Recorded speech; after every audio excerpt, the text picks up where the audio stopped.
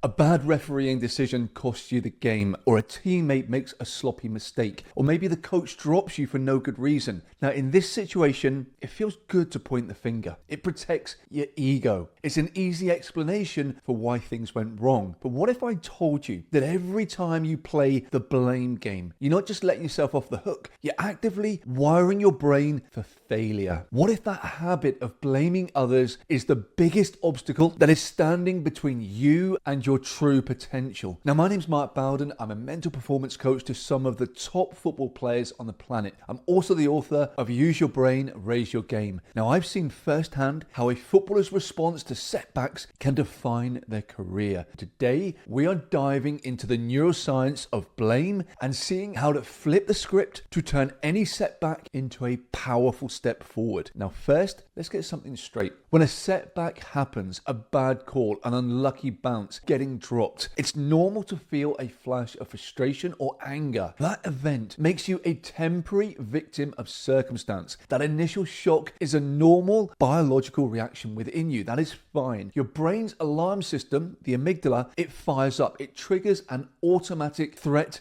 and stress response. Now, that part is unavoidable, but what happens next is the crucial part. Do you let the moment pass, or do you let it become your story? Because this is the difference between being victimized by an event and adopting a victim mindset. Now, a victim mindset is when you start consistently blaming all of your problems on external factors and you take no responsibility for your response. Now, from a brain perspective, this is a disaster for performance. It's a persistent pattern of thought that locks your brain in a counterproductive state. Now, here's what's happening upstairs when you're stuck in that blame game. Your PFC, which is your prefrontal cortex, so this part of your brain, the thinking brain, gets into a habit of attributing the cause of problems and the responsibilities for solutions to things outside of your control. It was the ref's fault. The pitch was awful. The coach doesn't like me. When you do this, your brain will stay on high alert. It will be constantly framing the world as unfair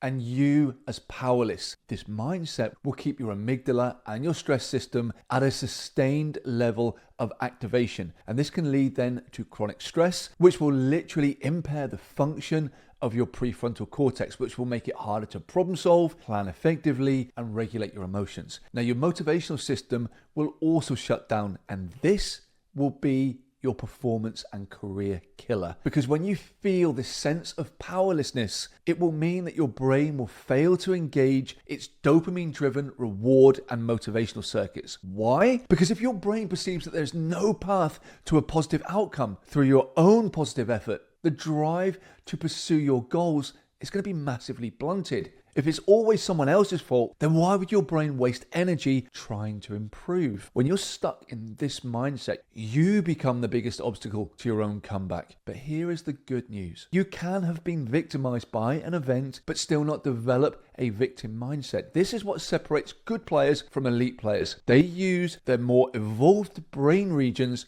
to deliberately intervene. So instead of that victim mindset, they adopt an agency mindset. Now, this involves a powerful mental skill that is driven by your prefrontal cortex. It's called cognitive reappraisal.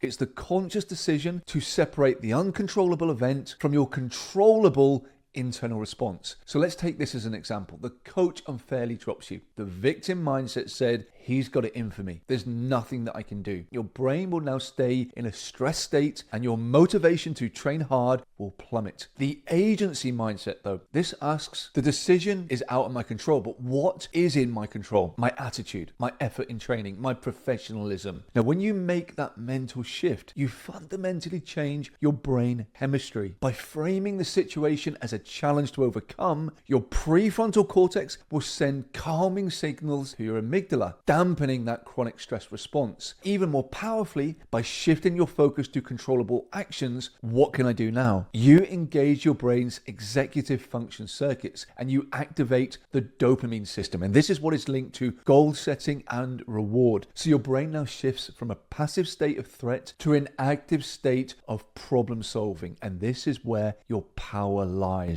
So the big question obviously is, how do you start conditioning this agency mindset? So after any setback, take a breath, acknowledge the initial frustration, then ask yourself one question: what is now my move. The ref made a bad call. My move is to refocus immediately for the next play. You made a mistake. My move is to learn from it and demand the ball again. The coach dropped me. My move is to have the best week of training in my life. This isn't about pretending unfair things don't happen. They do. It's about taking back control of your own response, systematically training this skill so that taking ownership becomes your automatic response. This is a cornerstone of elite mental performance. It's a key area that I actually focus on in my Football Mind Gym. Now, to check this out and to join hundreds of footballers that are utilizing the Football Mind Gym to take their game to the next level, then check out the link in the description or the pinned comments. Now, getting back to it, the blame game is a trap. It feels safe for a moment, but it then sabotages your brain's ability to learn, adapt, and be motivated. It keeps you passive in your career. True mental toughness